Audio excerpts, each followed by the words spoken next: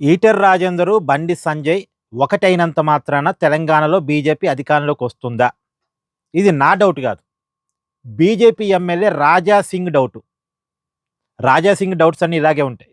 ఎందుకంటే రాజా సింగు భారతీయ జనతా పార్టీలో ఎవరితోనూ కలవడు. ఆయన ఒక సెపరేట్. కానీ బలమైన నాయకుడు.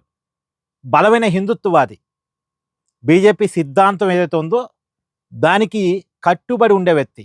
కానీ ఇతర నాయకులతో కలవడు. ఇప్పుడు రాజా సింగ్ రేజ్ చేసిన డౌట్‌లో ఒక వాలిడ్ పాయింట్ ఏందంటే, ఈటెల రాజేందర్, బండి సంజయ్ కలవటం మంచిది. No doubt. కానీ అంత మాత్రాన బీజేపీకి అధికారం రాదు.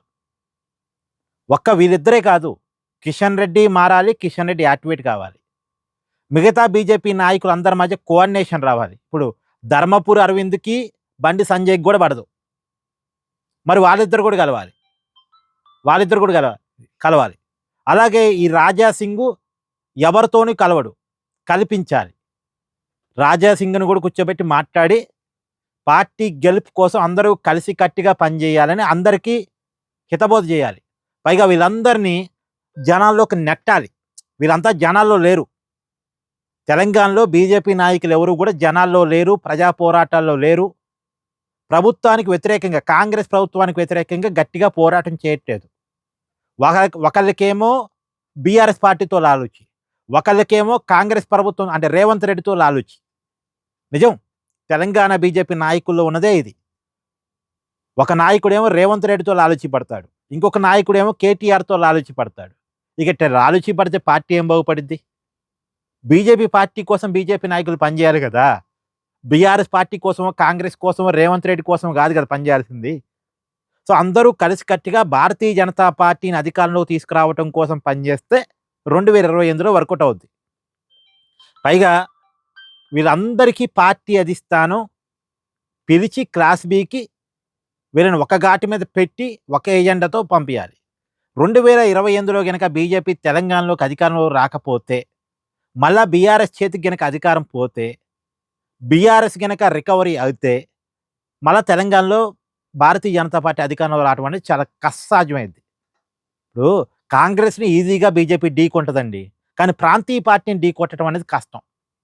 ఎందుకంటే బీజేపీకి అడ్వాంటేజ్ ఏంది? హిందుత్వం అనేటువంటి ఒక సెంటిమెంట్. బీఆర్ఎస్‌కి అడ్వాంటేజ్ ఏంది? తెలంగాణ అనేటువంటి సెంటిమెంట్. అంటే ఒక సెంటిమెంట్ వర్సెస్ ఇంకొక సెంటిమెంట్ యుద్ధం నడిస్తే కష్టం.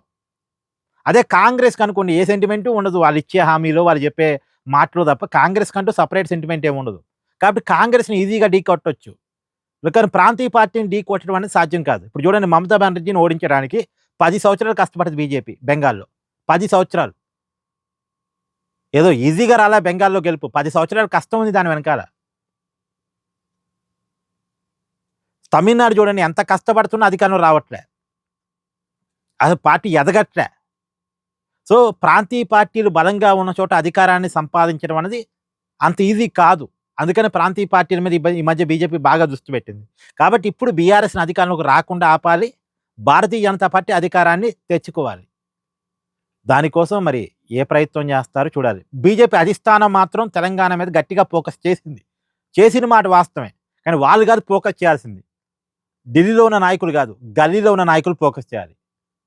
గల్లీలో ఉన్న నాయకులు ప్రజల మీద ఫోకస్ చేయాలి. తర్వాత ఈ గల్లీలో ఉన్న నాయకుల మీద ఢిల్లీ నాయకులు ఫోకస్ చేయాలి. ఇది జరిగితే భారతీయ జనతా పార్టీ అధికారంలోకి వస్తది. ఇది జరగాల్సిన పని.